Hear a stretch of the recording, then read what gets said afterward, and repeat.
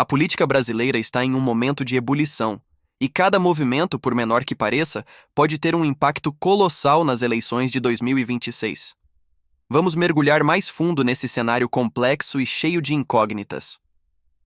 A incógnita Bolsonaro.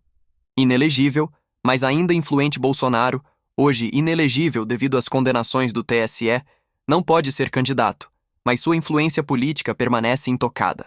Ele ainda comanda uma base sólida de eleitores, algo entre 30% e 35% do eleitorado, que são fiéis não apenas às suas ideias, mas à sua figura. Esse é um trunfo que ele carrega consigo.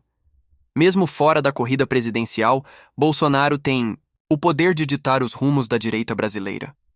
Qualquer candidato que queira representar o espectro conservador ou bolsonarista precisará do seu aval. Sem ele, a fragmentação é inevitável e a direita pode perder de 15% a 20% dos votos logo de cara.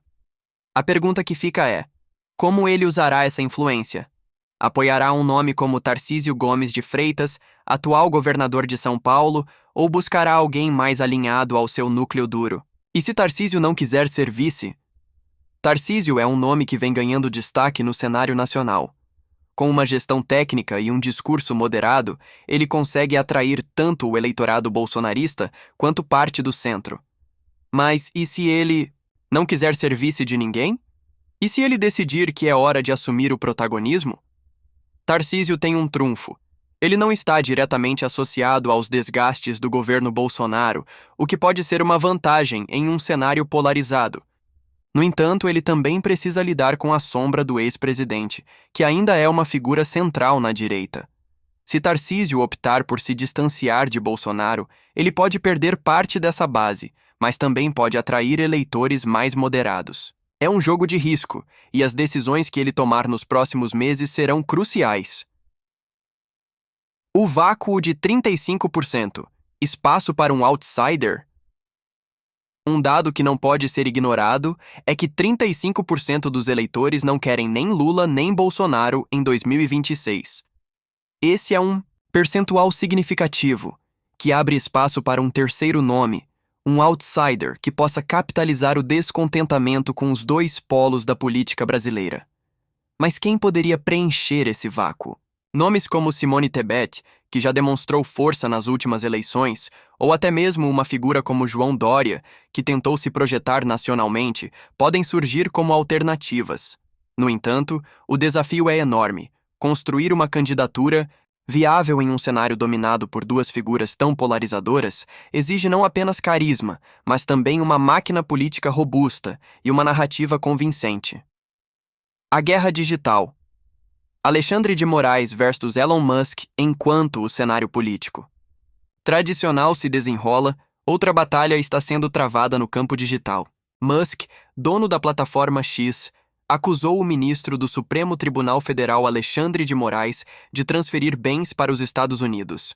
A acusação, feita sem provas concretas, parece ser uma resposta às multas milionárias impostas por Moraes às plataformas digitais, incluindo a X e a Rumble, por descumprirem decisões judiciais. Essa disputa vai além de uma simples briga entre um bilionário e um ministro do STF. É uma luta pela soberania digital do Brasil. Moraes representa uma visão de regulação e controle, enquanto Musk defende uma ideia de liberdade absoluta na internet. O desfecho dessa batalha pode ter implicações profundas não apenas para o Brasil, mas para o mundo inteiro, já que coloca em xeque o poder das grandes plataformas digitais e a capacidade dos estados de regulá-las. O que esperar? Do futuro? O cenário político brasileiro está em constante mutação, e as decisões tomadas hoje terão repercussões profundas em 2026. A polarização entre Lula e Bolsonaro ainda é o eixo central, mas o surgimento de novos atores e a influência de fatores externos, como a guerra digital, podem mudar completamente o jogo. A pergunta que fica é: estamos diante de uma reconfiguração do sistema político brasileiro ou apenas vendo mais um capítulo de uma história que se repete? A resposta ainda está em aberto, mas uma coisa é certa: os próximos meses serão decisivos para definir os rumos do país. E você, o que acha?